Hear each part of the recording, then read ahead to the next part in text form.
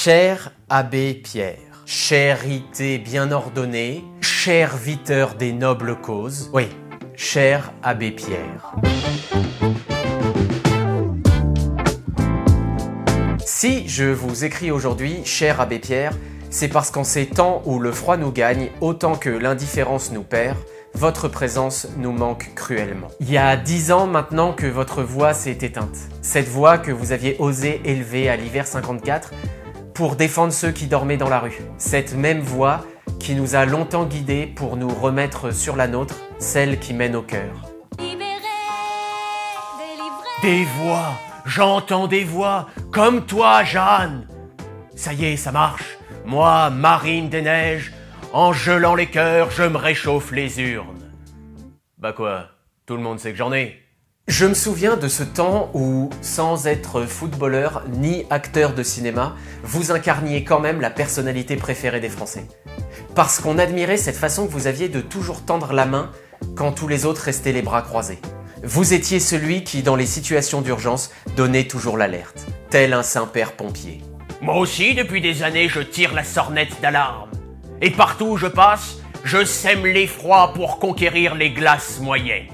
Ouais, voilà, cher abbé Pierre. Vous étiez l'indigné presque parfait qui préférait suivre les missions qu'il s'était fixées plutôt que de profiter de la moindre vague de froid pour tirer la couverture à lui. Ah non, hein. Parce que je sais comment c'est. On commence par ouvrir les yeux, puis par ouvrir les bras, et on finit par ouvrir les frontières.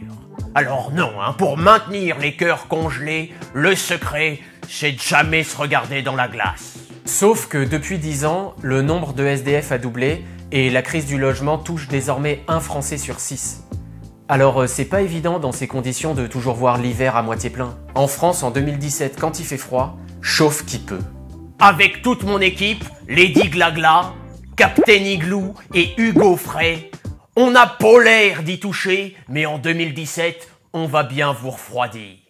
Évidemment, c'est pas toujours facile d'agir à sa petite échelle. Et selon nos moyens, on peut pas toujours dire aumône à tout. Mais la simple idée que dans notre pays, des gens continuent de mourir de faim et de froid, ça devrait nous couper l'apathie. Alors, cher abbé Pierre, vous qu'on aurait dû faire chevalier des âmes et des êtres, merci de nous avoir transmis qu'on peut lutter contre les froids avec un peu de chaleur humaine. Car comme vous le disiez si bien, un sourire coûte moins cher que l'électricité, mais donne autant de lumière. Tendrement. Michael.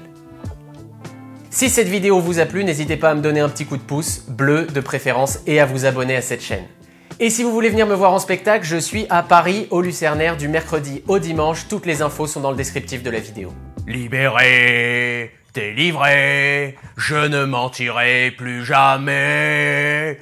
Non, je déconne.